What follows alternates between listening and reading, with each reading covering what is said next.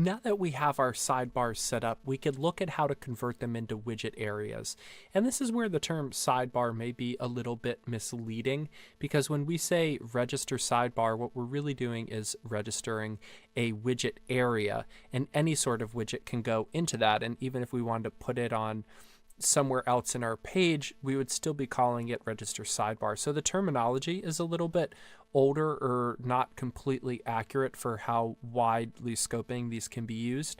But this is the main code that we're going to use for widget areas, and we are going to implement it in our sidebar. So it makes sense there, but I just want to say at the outset that it's not limited to just working in your sidebar, and you'll see how that is the case as we go through this. So always a good idea to start with the code reference, checking out what's going on. Register sidebar is going to take an array or a string of arguments. And there are a bunch of different arguments here. Again, a little bit tricky, I think, to see it in this way. So let's pop it open in a different view to take a look. So here is an example that we have where we are using all of the different parameters.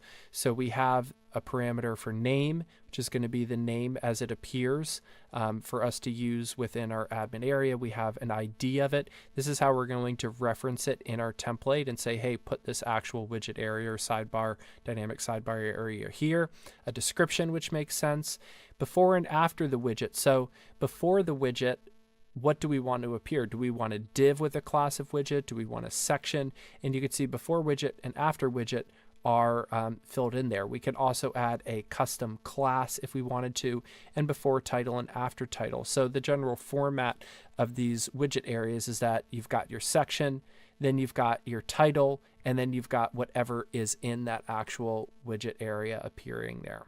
So these are the different parameters for register sidebar. Helpful to know. Check this out on your own. Just look through it till it begins to make a little sense. The next thing up is active sidebar. Now this isn't exactly needed, so to say, absolutely, but it is something that's really helpful. And what this will do is we could pass in either an ID, a number, an integer, or a string. We could basically say, hey, main sidebar, are you active? Can I use you? Are you set up properly in the functions.php file with that register function and have stuff going on in there? And if it is, then we'll know that we can go ahead and display it. And if not, then we could back out and not get any potential errors from trying to display something that's not there. So the last one that we need, this is just going to be a conditional tag that we run, is dynamic sidebar. And this is where we pass in the actual name of the sidebar that we want to get. So what we set up in this first one by saying it's going to be unique identifier, so ID, but we call that pretty simply, not seeing a reference to it here, but we'll look at it in a second in the code, and that's just going to pop out our widget area, and you'll see just how simple it is and how powerful it is, because now you could use widgets, which are great. So let's go ahead and take a look at that. All right, so let's start off in our functions.php file and come down under our menu locations, and this is where we will set up our widget areas. And I'm going to call them widget areas because I think that better describes what they are as opposed to just sidebars, but that's up to you how you want to name that. And I'm going to create a new function called WP hierarchy. Remember, all of our custom functions were namespacing in this way, which basically just sets them apart from being jacked up by something else that comes along. And I'm saying widgets init. So init, if you're not familiar in programming terms, refers to initializing. And in general, it's a name that means setting up or getting something started. So that's pretty applicable here, I think. And then we have to hook into WordPress. Again, we haven't looked at hooks in depth, but we do need a few of them. And there's one called widgets init. And this is going to run. There's a certain point when WordPress is building your page out that it says, hey, let me find out all of the widgets that are set up. Well, as part of that process, it also has to check and see what widget areas are set up. So that makes sense that when WordPress is setting up its widgets and finding out what's available, we want to look in and say, hey, don't forget about me. I've got a widget that I want to create. So inside of this whole function, and after we set up this whole framework, we can register our sidebar, and we could actually register tons of sidebars. So you'll see as we go through this that we could do multiple ones, like you could have a ton of different ones in here. So this general wrapper will load all of them. Now, how do we want to set this up?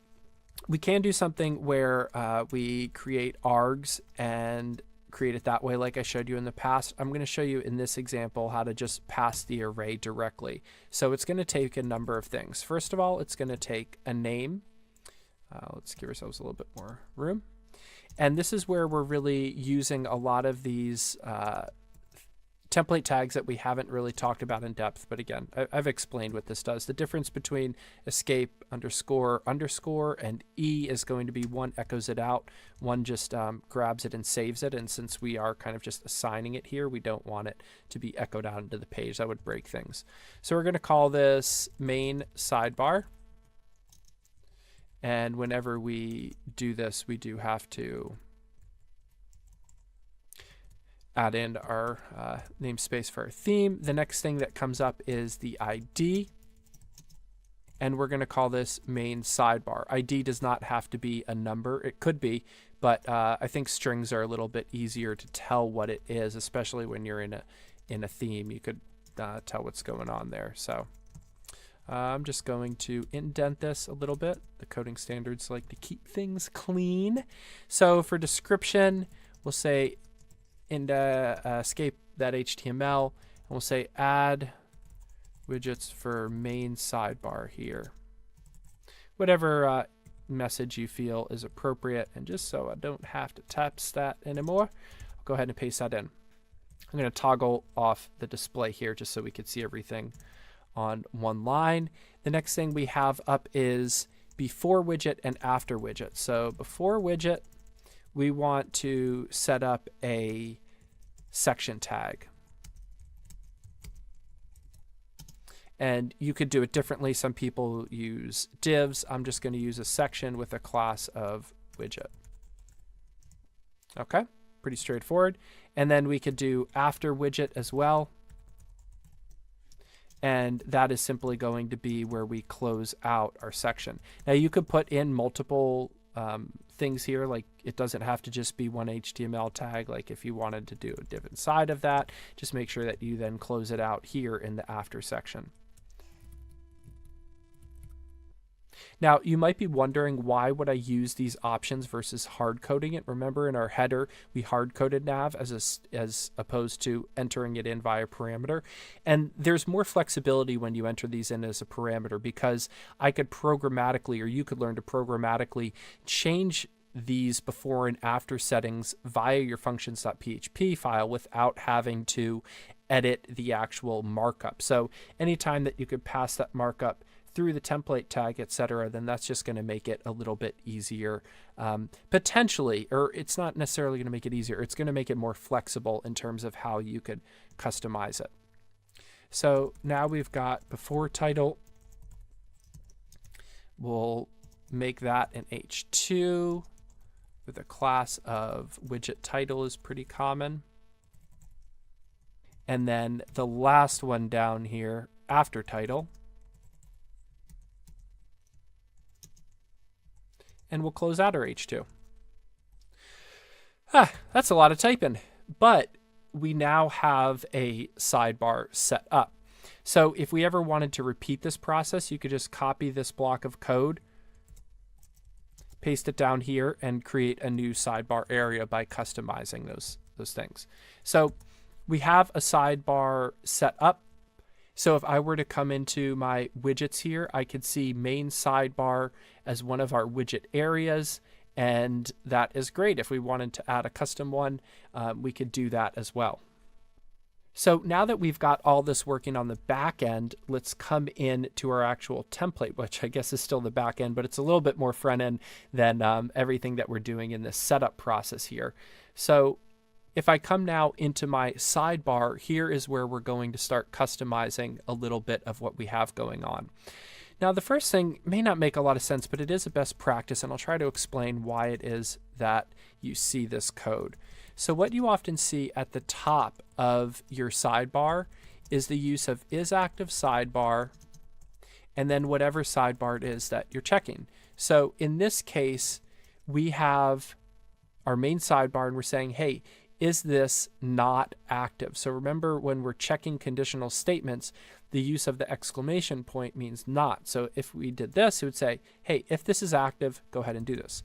So what this is saying is if main sidebar, which we set up in our functions.php file, is not set up, then we simply want to return. And what return does in a PHP file like this is it stops right here. It never gets to all this code. So even though it's on the page, if the sidebar isn't present, it's not going to display any of this. And the reason is because what comes after it may be something that depends on that code and will break and throw an error. So inside of this place here, we can now safely assume that we can load our dynamic sidebar of main sidebar. And it's a few steps here, but now you can see it's pretty simple. Most of the work comes in setting up and determining what you want to do there.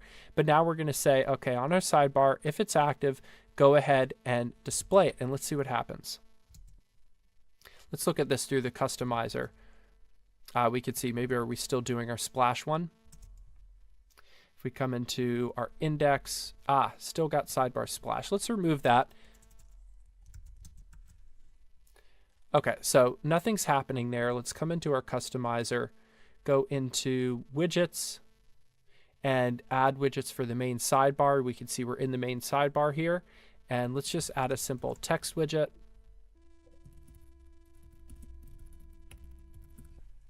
Cool.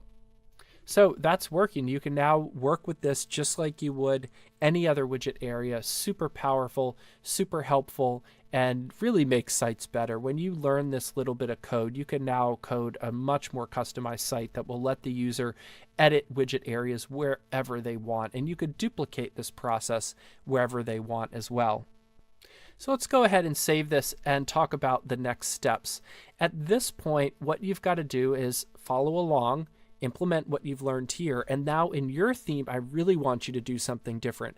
Go ahead and create one sidebar and put in a widget area there, but throw widget area down into your footer. Maybe throw a custom widget area into your splash top page so that someone could customize a message that would display if that is there. So try putting widget areas in more places than just your sidebar.php. Again, try putting one in your footer, try putting one in the header, try putting one in the sidebar, and get really good at this because it's definitely going to make you able to code more flexible sites that are easier for people to update.